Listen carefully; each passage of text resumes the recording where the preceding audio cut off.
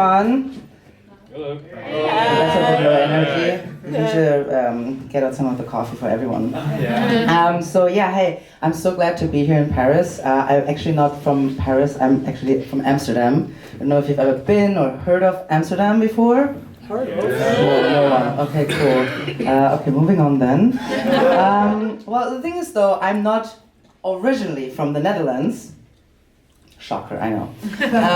So I'm from, you would probably call it the Far East. It's a place where there's a lot of pressure, like social pressure on like you have to live your life a certain way, like your parents, your family, your neighbors, your colleagues have a lot of expectations on how you should be living your life. And I just wanted to, be myself and live life on my own terms. So that's one of the reasons I moved. And the other reason is that, quite honestly, it's not super great to be from a country that's famous for genocide.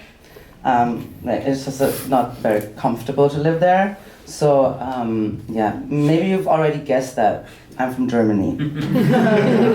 Yeah, I know. Any other Germans here? Yeah, exactly. Because we're not.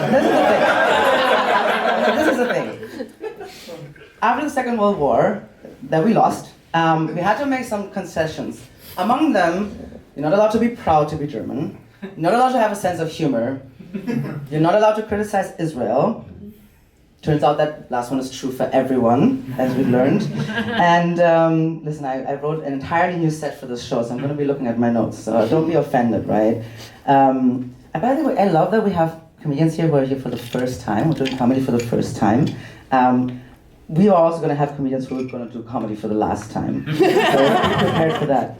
So actually, I'm also here for a technology conference, which is called KubeCon. I don't know does anyone know what it is? Nope. Yeah.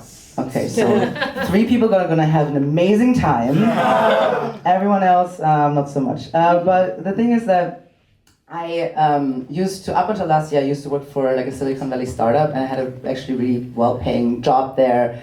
And now I'm doing performance art, so my parents are super proud of me. And the thing is, though, I haven't told them that I quit my job. That's actually true, because I don't know how to explain it to them. So this is the thing. Silicon Valley is an absolute lie. That's the truth. 99% of companies should not exist. They only exist because of investor money. They're like, the superheroes, the Marvel superheroes that no one gives a shit about until Disney makes a movie for them, right?